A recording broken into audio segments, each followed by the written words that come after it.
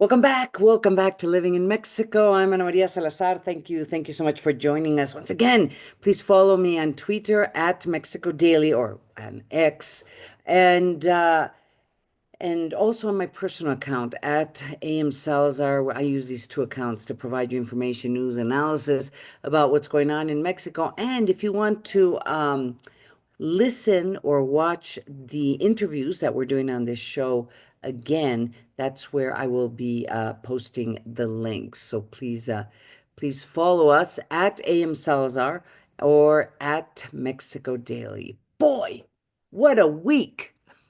I mean, I can't stop laughing. I mean, I'm just trying to figure out. We began the week with tariffs on all Mexican products. We ended the week with no tariffs on all Mexican products. And in between, we have a new Secretary of Finance. We have it's very, interesting political decisions being made in Mexico in the lower house. Very important legislation is being discussed.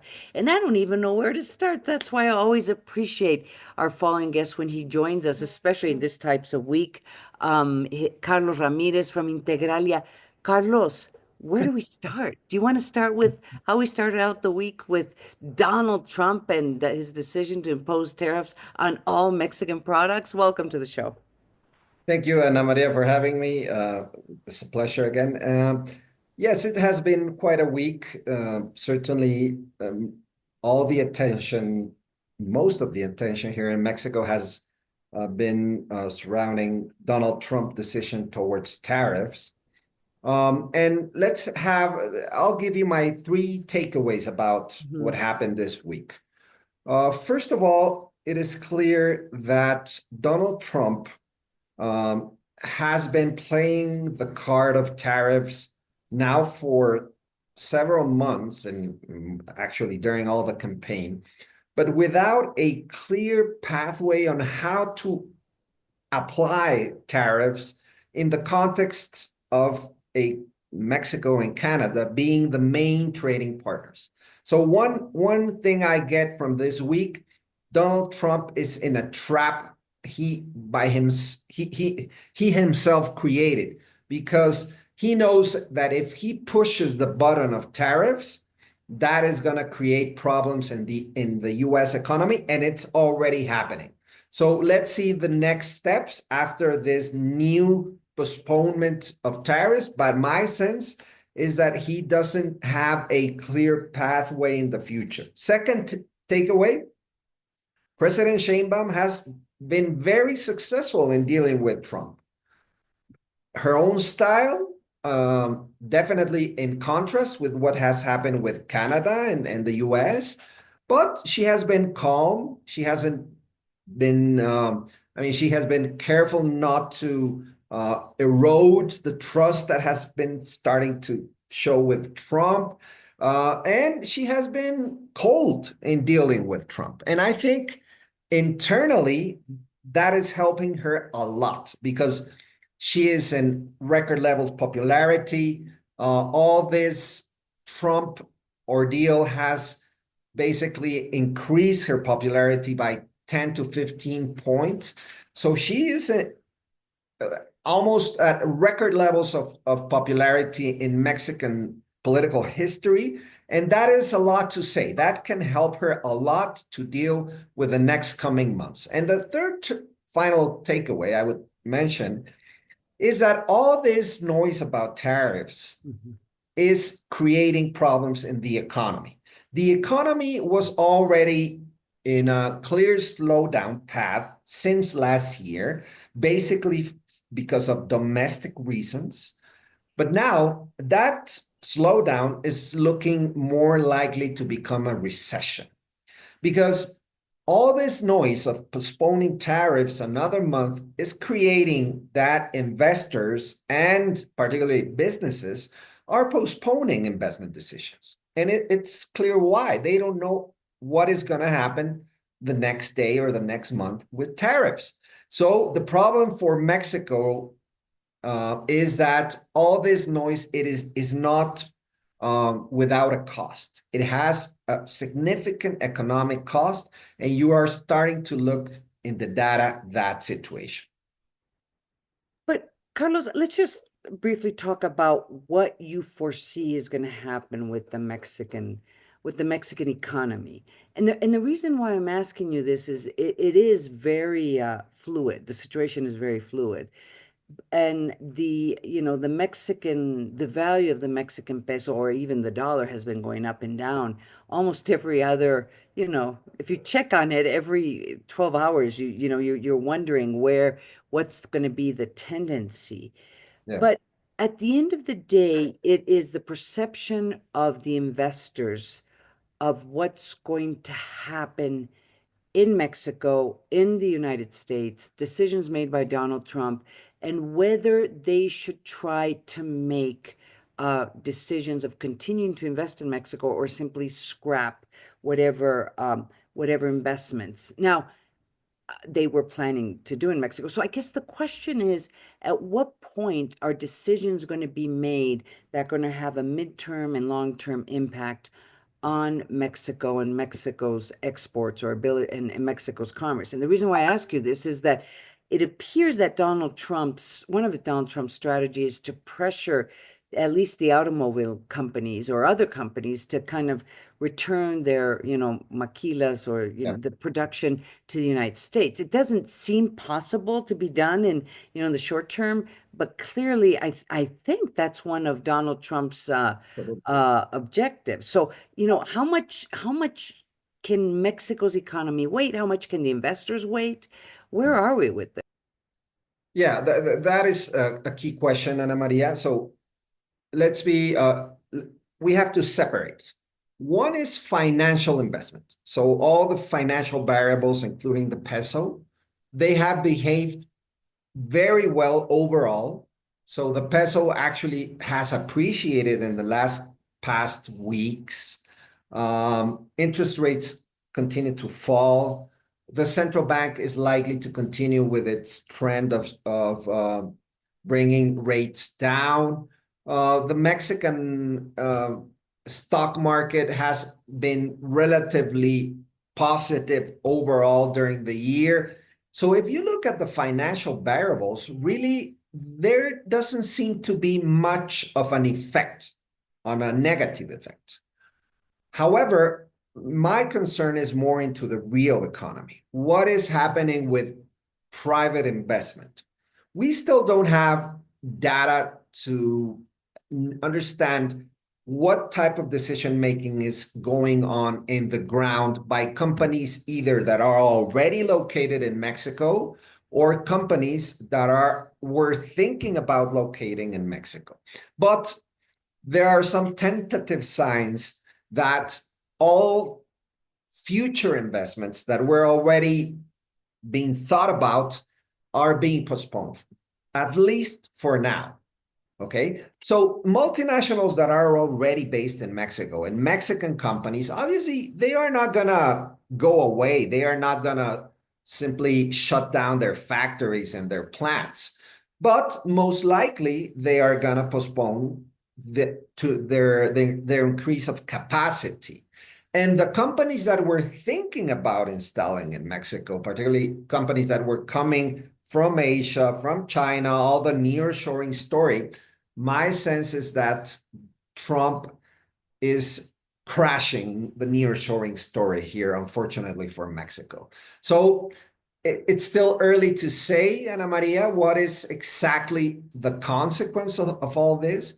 But my worry is that it's going to be significant and that a lot of investment that was thought about in the past months or years to be brought into the table right now in 2025 is being postponed. Probably not going to be canceled entirely, but at least postponed for some while. Joining us today is Carlos Ramirez from Integralia. He's been joining us throughout the years, and boy, Carlos, it's wonderful to have you on the show, especially this weekend, because it was particularly a very crazy, bizarre, chaotic weekend. And I say bizarre because I'm still trying to understand what Donald Trump's strategy is and the way he's making decisions. And we know that one of the characteristics of negotiating with Donald Trump is that it's chaotic and he makes unexpected decisions. But the way he flip-flopped on the tariffs Yeah.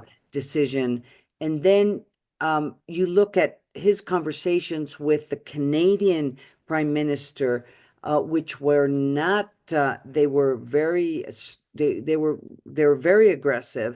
It Yes. did not end up well. I believe Canada is still has tariffs on its products being exported from Canada into the United States. Where on the other hand, we even saw this wonderful message from Donald Trump congratulating and recognizing Claudia Sheinbaum.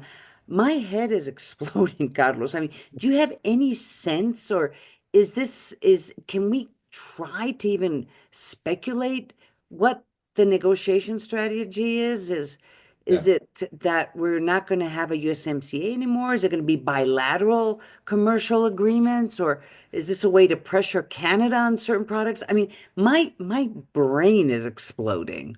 Yeah, I think it happens to all of us, Ana Maria. You're not alone. But so I think it is clear now that there are two big, let's say, theories of Trump's strategy going on, currently going on. So the first hypothesis is that we all know that Trump is a transactional person. He always wants to extract benefits.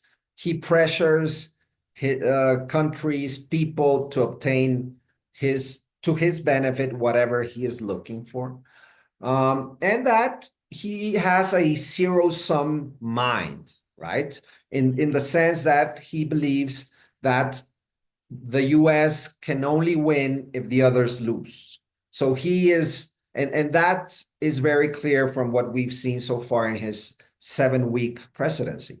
Everything he does, he sees under the lenses of a zero-sum game in which he wants to pressure everyone, but he doesn't care about the consequences for the others. Okay.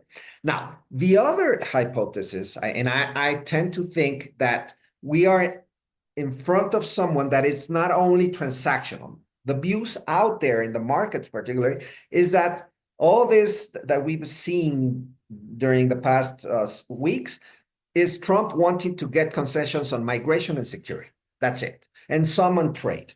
But no more than that. And Mexico has put issues in the table, so things are going to be resolved. My sense is that Trump, in this Trump 2.0, is planning to create more disruption in the system, that he is willing to risk that disruption in order to obtain, let's say, more income, tax incomes, less imports to the country, less trade deficits, and an entirely new world trade system in which basically the US becomes even more closed than is becoming right now. So I think in the second hypothesis is very dangerous. I think is likely to lead to probably a recession eventually and to higher inflation in the US. But my sense is that Trump is willing to risk in this second presidency because he has nothing more to lose other than obviously the intermediate election. But this is the last chance he has in the presidency. But he is willing to risk some political capital to disrupt the system and to create more chaos than normally you see with Trump. So Carlos, how much flexibility does President Sheinbaum have in terms of looking around, looking towards other directions, other countries, and trying to start or initiate or strengthen commerce agreements and the possibility of exporting Mexican products to other parts of the world? Of course, there was some conversations about the European Union. Of course, there's always that very interesting conversation of what should be Mexico's relationship with China, South America. I mean, is there viable alternatives? It's not going to replace, the size of the US economy, but she's been hinting at we have to kind of look around and see what else is out there. The answer is close to zero, if not zero, Ana Maria. And it's clear why. So Mexico exports last year exported close to 600 billion US dollars, 500 billion, a little bit more to the US. So we export 84% of the total export. And that has been a process. The explanation on why we have such a concentration with the US, we are very clear. NAFTA was created in 1993, 1994, and when we decided to get into NAFTA, the let's say geography was very clear that it was going to pull us to the US. Okay, and that's exactly what happened when and you know very well the agreement story, but during the past 30 years, Mexico has integrated to the US economy. Supply chains have become very integrated in many sectors of the economy. So there is no way out from this. We cannot integrate supply chains with Europe, with China, with South America. There is absolutely no possibility of doing that, not even with Canada. So, I mean, obviously, I think this experience should lead us to rethink our trade strategy in the future. But that is a process that's going to take decades. So unfortunately, and I think Trump understands very clearly this problem. Right now, we are very vulnerable. We are deeply vulnerable to what happens with the US. So Trump knows this and obviously wants to extract more and more and more. The next step of extraction, of extorting Mexico, is going to be obviously tariffs, but it's going to be the USMCA that you just mentioned. And in the UMCA negotiation, that it was going to happen next year, but it's likely to start this year, Trump is going to ask for everything. If Mexico does not give Trump what he wants, he will simply shut down the trade agreement and become a bilateral trade agreements, one with Canada and one with the US. By the way, the relation between US and Canada has obviously become very strained. And with a possibility of the Liberal Party in Canada of winning again, it is not likely to improve much if the Liberal wins. So that is going to create another issue for this trade negotiation in the next coming months and next year. You know, that's an interesting point you make. I mean, when you look at what's happening in Canada, and Justin Trudeau has been very aggressive, Yes. and he has been in his face with Donald Trump, and he's literally, like they would say in Spanish, no, se envolvió en la bandera. He's wrapped himself around the Canadian flag and basically saying to Donald Trump, "No more." And this has, in a very interesting way, has strengthened Trudeau, but more importantly, has strengthened his party, right? So, Yes. there it looks like that there is possibilities that thanks to Donald Trump, Yeah. the Trudeau's party is going to stay in power.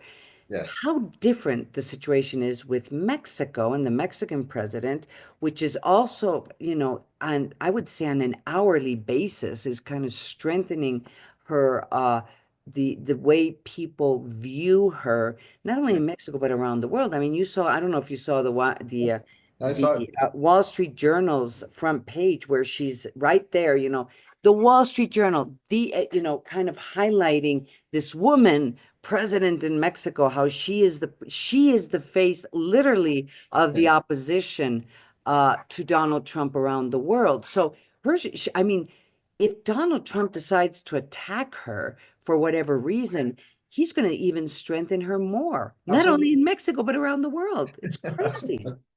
Yes. So what is interesting about what has happened during the past 7 weeks is that both Trudeau and Sheinbaum have earned politically because of Trump, right?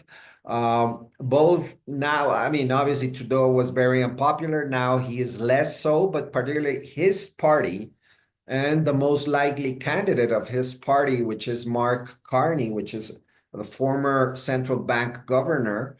I mean, they have become very competitive because of Trump. And they are using, both Mexico and Canada, the same strategy. They are using the old strategy of uh, getting the flag, rallying around the flag. And it's becoming very efficient, politically speaking. Now, Sheinbaum, the question now is, how will Sheinbaum use this popularity, right? Because we don't have an election soon. Morena, her party controls everything now. She was already very powerful, but probably how she is using this crisis, we know that is going to cost to the economy. It's going to cost to her plans of government. But he is using this crisis to consolidate her power within Morena, right? Because now that she's so popular, nobody's talking about Lopez Obrador. So Lopez Obrador has been almost forgotten now, right? And remember when she began her administration, everyone was telling, okay, Lopez Obrador still has the power and he's controlling decision making. Not anymore. If it ever happened, not anymore. So I think for her is positive. I think it helps her become more independent. But at the same time, the question is how she's going to deal with a very difficult economic situation. One thing that we've seen so far, Ana Maria, is a president that is minimizing the crisis. Very different of how Trudeau is dealing with the Canadians, the situation. Trudeau is telling the Canadians, we are going to live hard times. Okay. Yeah. He is preparing Canadians for this. President Sheinbaum is telling Mexicans nothing is going to happen. Everything is going well. Yeah. Yeah, she's basically has this, you could even see in her face, just, sometimes there's a little nervous laugh when she says it, but she's basically saying calm, and we're just going to have to just wait to see what happens, which I think it's been brilliant, the fact that she's not negotiating publicly with Donald Trump. I think that's the biggest mistake anybody can make, is to try to negotiate in public, because he's always going to beat you.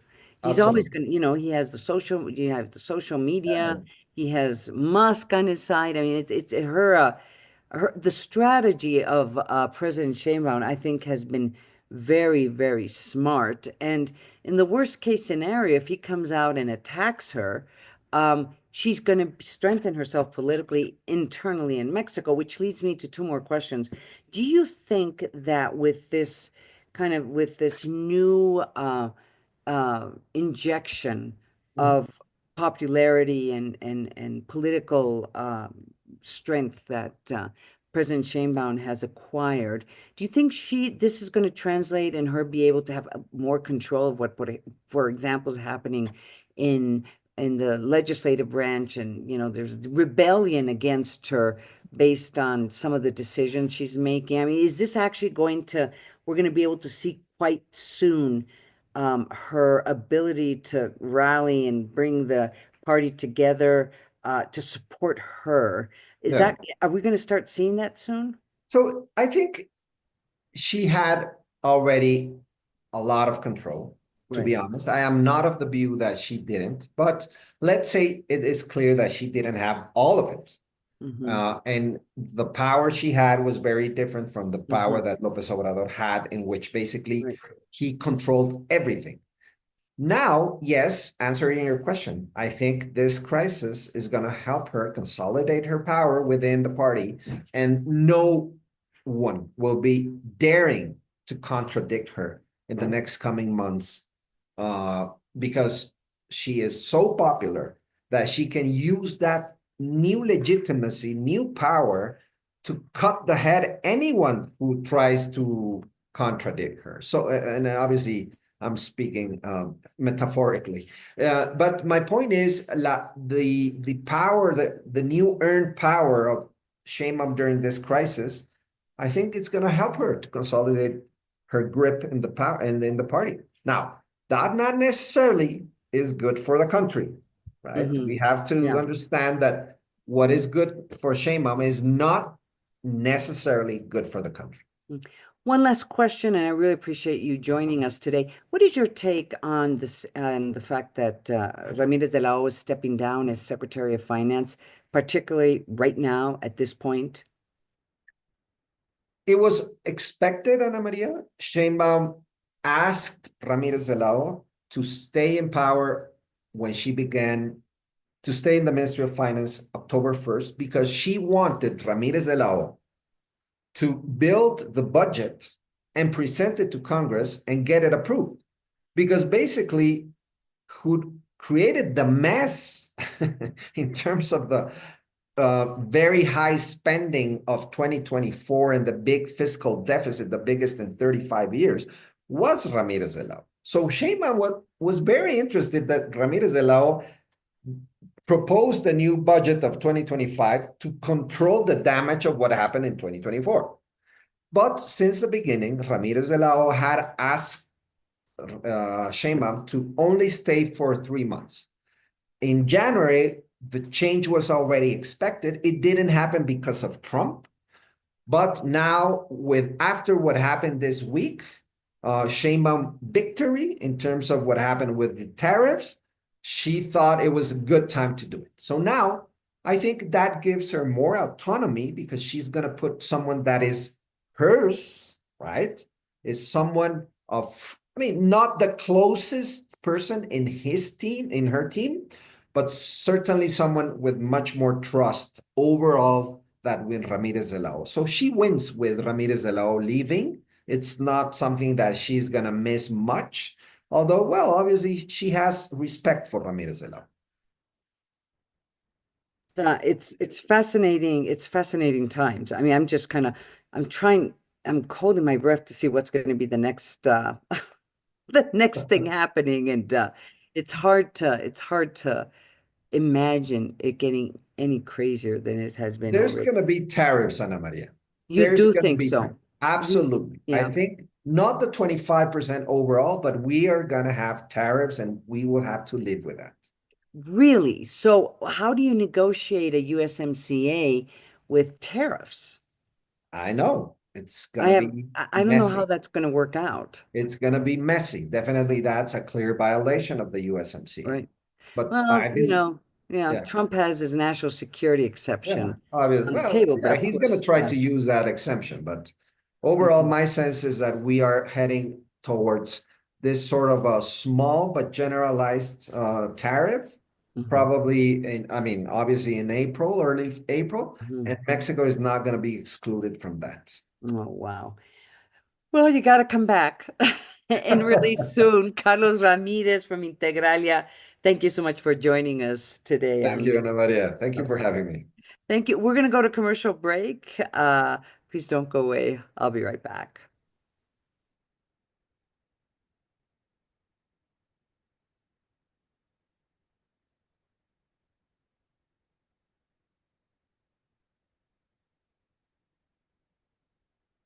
Listo, Ana María. Muchas gracias por invitarme nuevamente. Estás en mute. Ya estás.